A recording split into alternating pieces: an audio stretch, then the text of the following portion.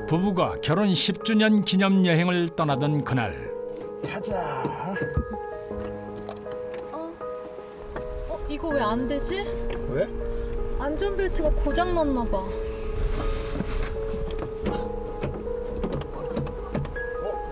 아, 이거 왜 이러지? 왜 안 되지? 당신 운전 실력에 별일 있겠어? 그냥 가자. 사실 조수석 안전띠를 고장낸 건 바로 남편이었습니다. 하지만 이 사실을 알리 없는 아내는 여행 내내 들떠 있었는데요.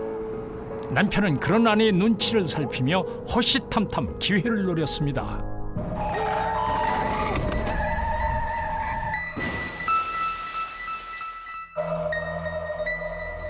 자신의 위험을 감수하고도 고의로 사고를 일으킨 남편. 아내에게 심각한 부상을 입히기 위해 안전띠까지 고장냈던 것입니다. 남편 역시 사고의 충격으로 정신을 잃고만 상황. 그런데 그때 사고 현장을 지나던 차량 한 대가 멈춰 섰습니다. 다급히 사고 차량으로 달려오는 운전자. 그런데 강희라, 놀랍게도 목격 차량의 운전자는 시어머니였습니다. 강희라, 정신 좀 차려봐. 강희라. 엄마, 나 살아있는 거 맞지? 그럼 살았지. 예. 근데 너 너무 심하게 부딪히는 것 같더라. 야, 다친 데 없어? 괜찮아? 괜찮은 거 같아. 사실 시어머니는 아들의 계획을 돕기 위해 처음부터 부부의 뒤를 따라왔던 것입니다. 예, 저 119죠? 여기 교통사고가 났는데요. 빨리 좀 와주세요. 현장에서 태연하게 사고 뒤처리까지 마친 시어머니. 그 후 20일 만에 깨어난 며느리에게 아들이 죽었다는 거짓말을 한 다음 아들의 사망 신고서까지 건넸던 것입니다.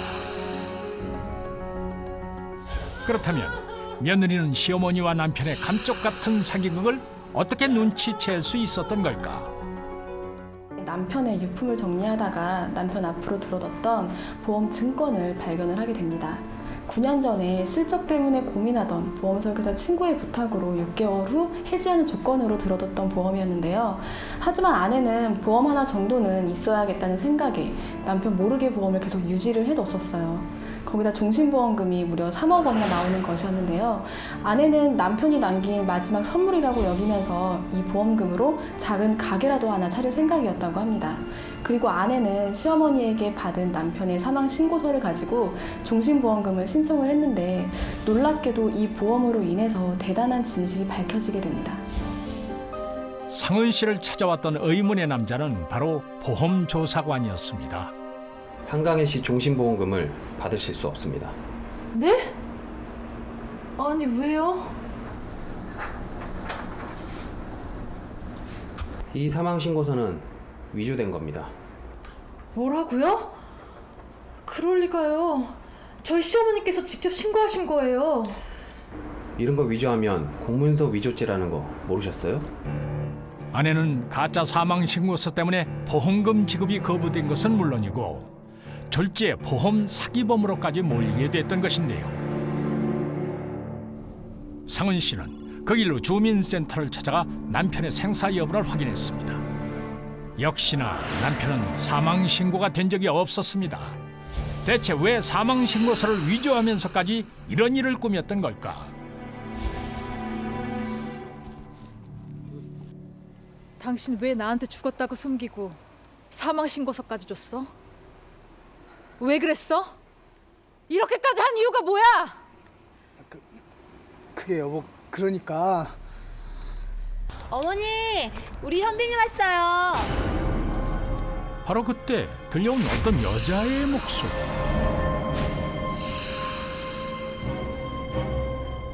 놀랍게도 목소리의 주인공은 남편의 육촌 동생 소연 씨였습니다. 어? 어머니? 언니. 예, 소연아, 넌 집에 들어가 있어. 뭐야? 너 거기 서봐. 잠깐 서봐. 예예예. 여보. 예. 우리 내일 다시 만나자. 어? 나 또.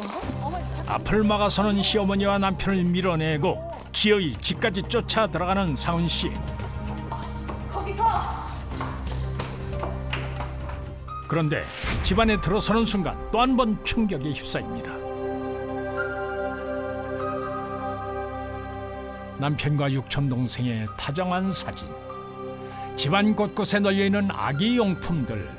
상은 씨는 드디어 모든 것을 알게 된 것 같습니다. 당신들 무슨 관계냐고! 얘야, 그게 그게 아니라 여보. 알았어. 내가 다 설명할게. 대체 이들에겐 어떤 비밀이 숨겨져 있는 걸까? 이야기는 2년 전으로 거슬러 올라갑니다. 아웃도어 용품점을 운영하던 남편에게 손님이 찾아왔는데요. 실례합니다. 안녕하세요. 사장님이세요? 네. 여기 옆에 카페 개업했거든요. 그래서 커피 드시러 자주 놀러 오세요. 감사합니다. 별 말씀을요. 두 사람은 자주 가게를 오가며 나날이 깊은 관계로 발전하게 됐습니다.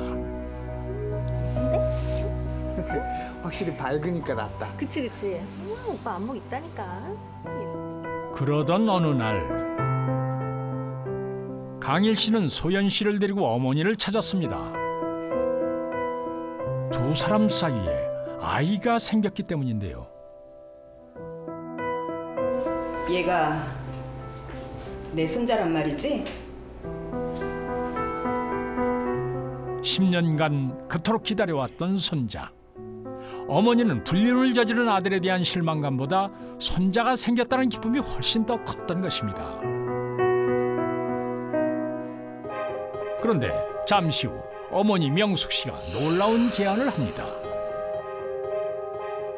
아가씨, 애만 우리한테 줄 수 있어요? 네?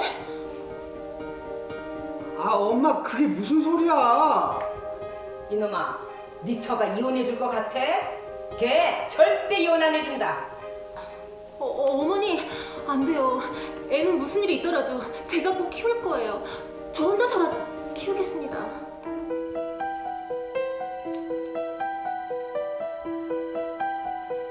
그럼 너희들 내 말 잘 들어야 돼.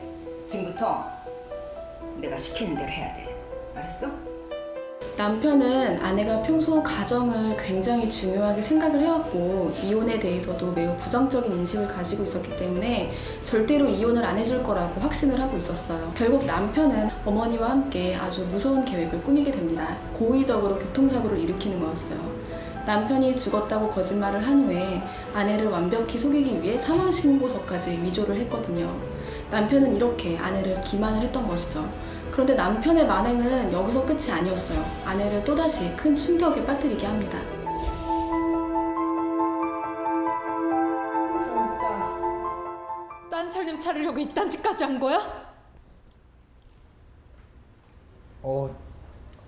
맞아, 여보. 여보, 차라리 나 간통으로 고소해줘. 나 죄값 다 치르고 한평생 사는 거 사랑하는 여자랑 내 아이랑 함께 살고 싶어. 뭐라고? 끝까지? 당신 나한테 이럴 수 있어? 당신 소원대로 감옥까지 보내줄 테니까 기다려! 나랑 얘기 좀 하자. 어머니도 공문서 위조인 거 아시죠? 아들이랑 같이 감옥 갈 준비나 하세요. 아가. 모자를 감옥에 보내겠다며 엄포를 놓고 떠난 며느리. 모자의 사기극은 결국 엄청난 파국을 불러오고만 것입니다. 며칠 후 세 사람이 다시 만났습니다. 아가, 생각 잘했어. 정말 고맙다. 어쨌든 고마워. 됐고 준비한 거나 빨리 주세요. 3대 독자의 감옥행을 가만히 두고 볼 수 없었던 어머니. 자신의 재산 10억 원을 주는 조건으로 며느리에게 협의 이혼을 부탁했습니다.